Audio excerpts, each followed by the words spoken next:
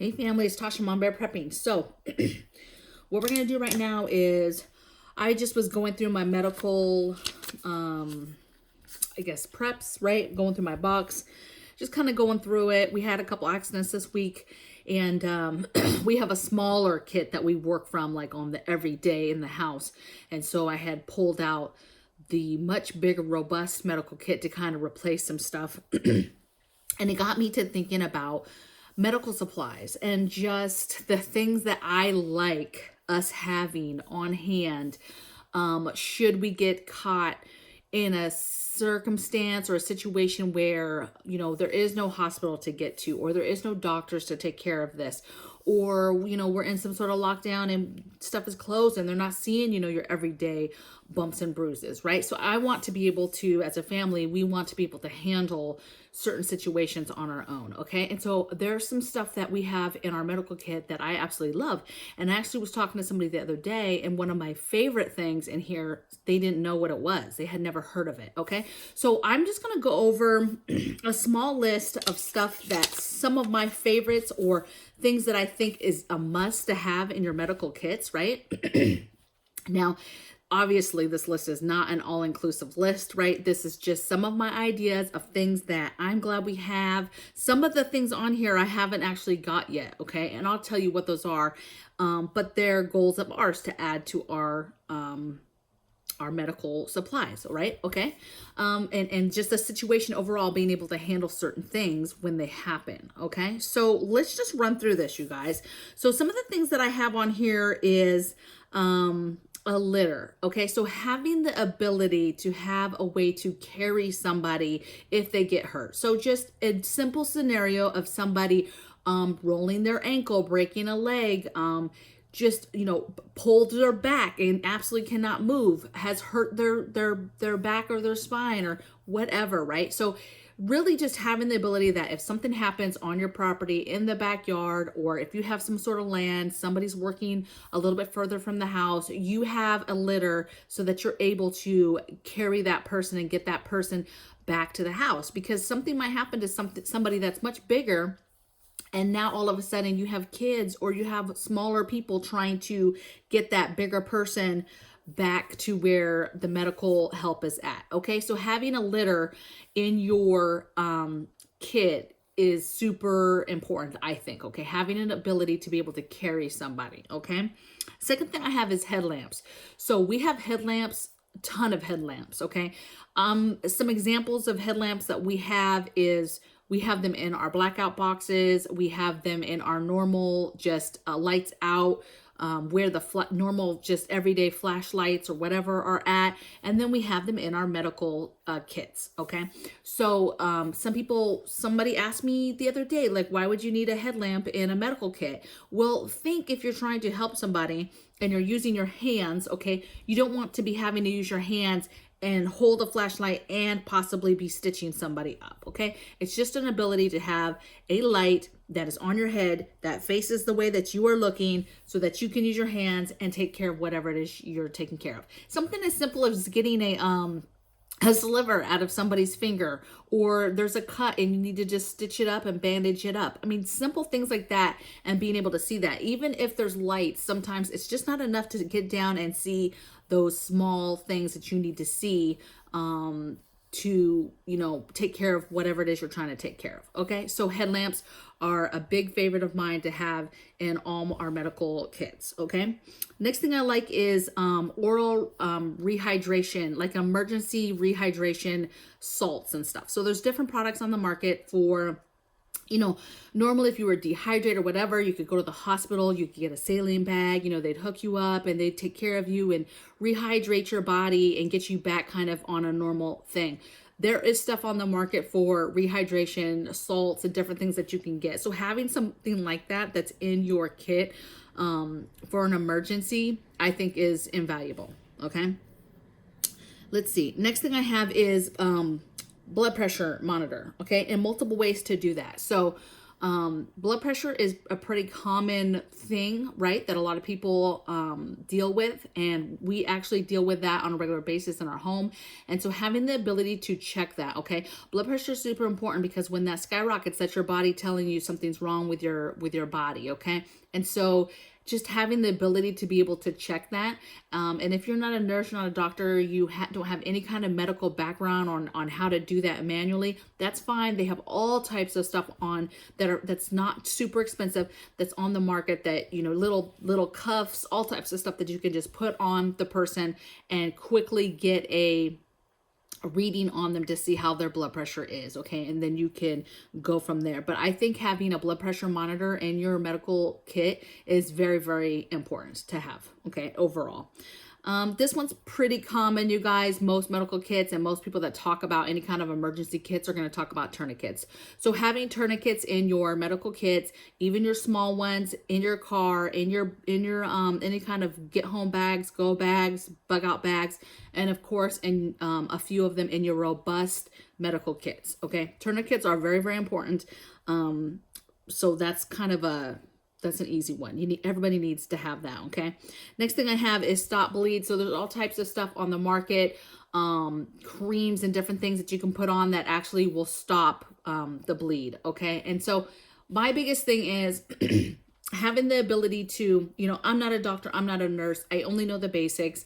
And the biggest thing is if somebody has, you know, a cut or something big that you can't maintain on yourself by just cleaning, disinfecting, and just cleaning the area and then bandaging it up. But sometimes it's a little too much and there's too much blood coming out. And so you have products out there that you can put on there that will actually close it up and stop the bleed, okay? So having a product like that is helpful, okay? Now I have all types of stitching stuff on here. So a stitching kit, right? Some kind of suturing kit, right? That's like a sewing kit almost, you guys, that you open up and it has different stitch needles, okay, for different sizes. And then some of them actually come with like fake flesh and stuff that you can actually practice suturing on, okay? So having some sort of suture kit, okay, with different tools that you might need to cut away something or stitch something up, that type of thing, okay? It's almost like your sterilization kit with everything you need to be able to safely and cleanly stitch somebody up, okay? On different levels, right? Little tiny stitches to somebody has something gaping, really bad wound that you need to close up. And then I have stitch bandages. So there's all types of stuff on the market. We use these even for little things around the house. So sometimes, you know, you get a scrape, a cut, but it's pretty deep, okay? It probably could get stitches. But if you have those stitch bandages, those are a godsend, because if you have the stitch bandages, you can close it up and bandage it, and it's just the bandage that's kind of holding the wound closed, and then it will heal. Your body will start to heal it. You also have stitch glues, that same thing. Ideally, you can close it and then do a stitch glue to close it and then put a bandage over. So there's some few different things on the market that you can do. And this stuff, you guys, is the easy stuff that, like, you don't have to have a lot of knowledge to be able to do. You just have to get the product, read what it's about, read how to use it like you would anything else, and then, you know, apply it to whatever situation you can, okay? Next thing I have is crutches. So having just, to me, and I have a couple things on here. I have crutches, I have a broken bone mold kit, and a cane, okay? So having like crutches and a cane, simple things to just help assist if somebody hurts themselves. Somebody rolls their ankle and they need to maybe use a cane for a little bit because they've got to go up and down something. They got to get around, right? Crutches, somebody breaks a leg, okay? Having a mold kit and being able to set that and have sticks and ways that you can set that bone and put a mold around it and have crutches, like being able to just have those basic things could be beneficial. I mean, yes, there's other things you can do, you know, like good old, you know, stick and the bandages and keep it straight and let your arm, let's say, heal. But, you know, this to me is stuff that makes your life easier should you come across having to do these things all of a sudden. And so the closer that you can mimic the way it would be done in a hospital or a doctor's office, the better or the bigger the chances of that injury healing the way it's supposed to heal, okay? And you getting ahead of that situation. Plus, it's not so scary when, you know, somebody has broken their arm and they come in the door talking about, Mom, my arm's broke. You're not going to be as panicked, okay, if you know ahead of time you have gotten some things together to help get that situation under control, okay? If you've done nothing, then and then there's no hospitals open, you know, some panic sets in because you're not quite sure and you want to be able to do it right, and somebody's in pain and you haven't even thought it through before, okay? So just planning, you know, goes a long ways, all right? Next thing I have is, let's see, I have one, two, so 3. So another thing is, this is the thing or the product that somebody didn't know what I was talking about when I was talking about it. I was talking about moleskin. So moleskin is this product that it's like a sheet of paper, right? It's thicker than a sheet of paper, right? It's almost like Band-Aid, the soft Band-Aid material, right? And one side is that and the other side is sticky. And what's cool about it is it comes in rolls, and so you can cut the size piece that you want. And it's really, really good for all types of injuries. It's really good for feet. So if you're hiking and moving and you have blisters, or your foot is getting rubbed in a certain spot on the boot, moleskin is great. You slap that on and then you immediately can go back to doing what you were doing, okay? It's a godsend for us in the military for marching and doing things in our boots all the time, okay? So moleskin is like a must-have. I absolutely love it, and it's fairly, you know, it's not super expensive, and it's amazing. So moleskin, get you some moleskin in your kit. Another thing I'm going to say is ice packs. So having a variety of ice packs. Now, some people might argue, like, what's an ice pack going to do if it's grid down, there's no ice, there's no this or that? Yes, I get it if we're in a situation where there's no, you know, but you could be in a situation where you do live in a part of the country that even if there was no power, you know, you could stick an ice pack out in the snow and get it nice and cold, or whatever the case may be, okay? I think that ice packs in general are nice. We have several different kinds. We have the bag kind that you can put the ice inside, and we have just regular ice packs that just go in the freezer, and then you can just pull them out as you need them. I think they're important. We use them quite a bit, actually, and you just never know when you're gonna need, you know, good ice packs. Like I said, we've used them a lot, the ones that we have. So I think it's just a must. The last thing I have is, one of my subscribers is going to like that I mentioned this because he mentions it to me all the time. And I actually am thinking about doing a video on this sometime in the future, but I need to do a little bit more research. And that is having a cadaver kit. Okay. So obviously cadaver, right?